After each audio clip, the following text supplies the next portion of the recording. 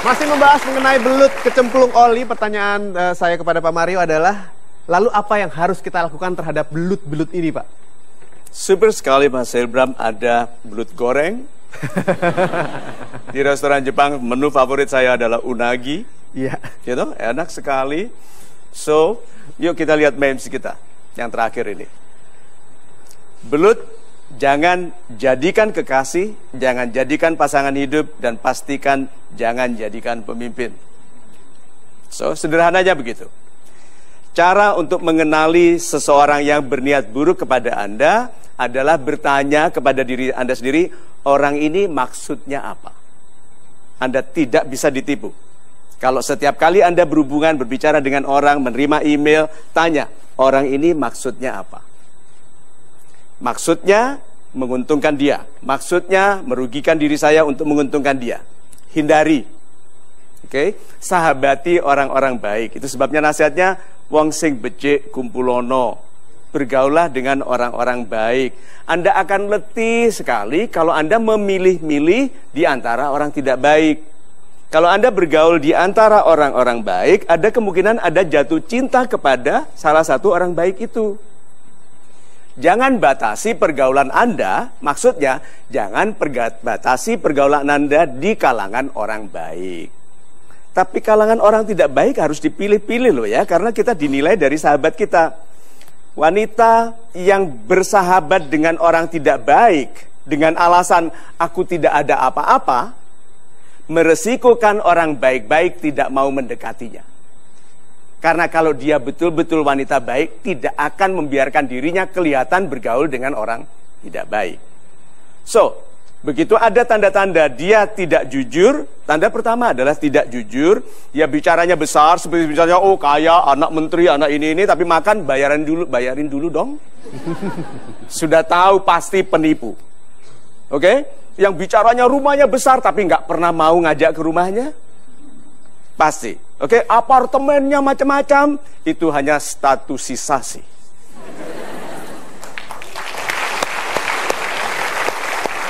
Bisa kita masuk pada kesimpulan, Pak Mario. Terima kasih Mas Ilbram, sahabat-sahabat saya yang baik hatinya. Saya sangat berterima kasih Anda tetap bersama kami di program yang mudah-mudahan menghibur, walaupun di dalamnya ada hal-hal yang mudah-mudahan mengingatkan kita untuk tidak membuat banyak kesalahan supaya hidup kita lebih banyak betulnya. Kalau kita itu membuat kesalahan dan menyesali secukupnya, kita akan membangun kemampuan untuk tidak tertipu lagi, tidak menyesal, lalu hidup dalam kekuatan. Orang yang membuat kesalahan lalu menyesal, lalu meratap, dia tidak pernah menjadi dirinya yang baru. Semua kesalahan diizinkan Tuhan terjadi supaya kita memperbaiki diri. Perhatikan itu, semua kesalahan apapun, selalu supaya memperbaiki diri. Ada seorang teman kita yang tidak mau olahraga sama sekali. Dia bilang nanti rusak organ-organ kita kalau dipakai olahraga. Ya tahu tuh onderdilnya mobil itu rusak karena dipakai. Beda, manusia organik. Sehingga kalau digunakan semakin kuat. Orang-orang yang lama di luar angkasa tulangnya mengecil karena tidak perlu lagi mendukung berat badan. See? Berarti orang-orang yang hidupnya menahan stres, derita, orang-orang yang kuat. Per yang ditekan itu punya tenaga.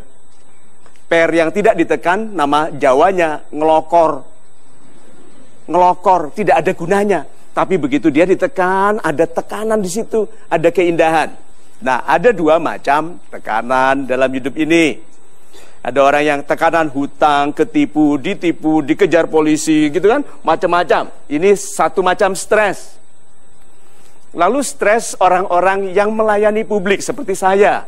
Ada 70 juta fansnya Golden West di seluruh dunia. Stres nggak melayaninya?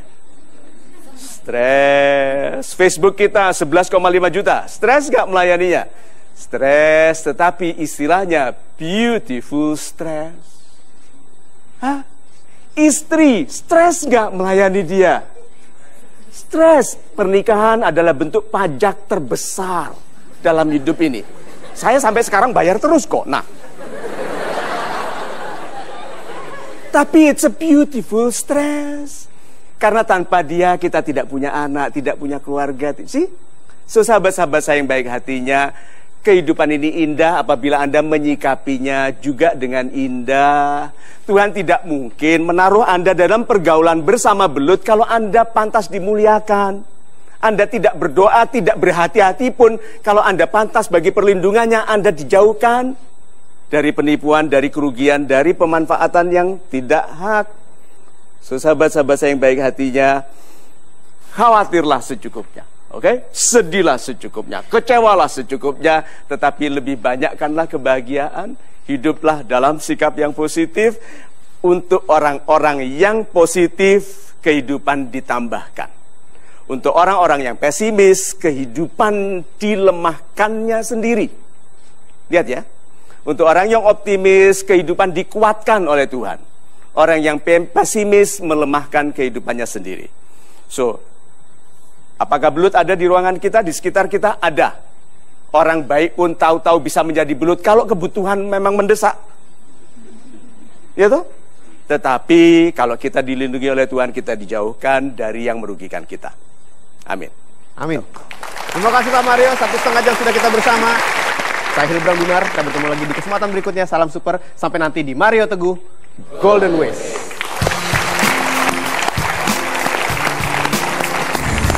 Setelah saya menyaksikan program Mario Teguh Golden Ways ini, saya merasa banyak banget cerita yang saya dapatkan untuk memotivasi diri saya untuk menjadi yang lebih baik dan tidak tercemplung dalam belut-belut yang nakal tadi. Terima kasih Pak Mario, salam super. Saya setelah mengikuti acara Mario Teguh Golden Ways bisa membuka pandangan-pandangan anak muda sekarang dari pikiran-pikiran negatif, membuka wawasan dan menambah banyak ilmu positif. Salam super. Setelah saya menyaksikan acara Mario Teguh Golden Ways, itu menambah wawasan berpikir dalam kehidupan ini, dan itu membuat saya lebih termotivasi untuk memilih kebaikan. Mario Teguh Golden Ways super.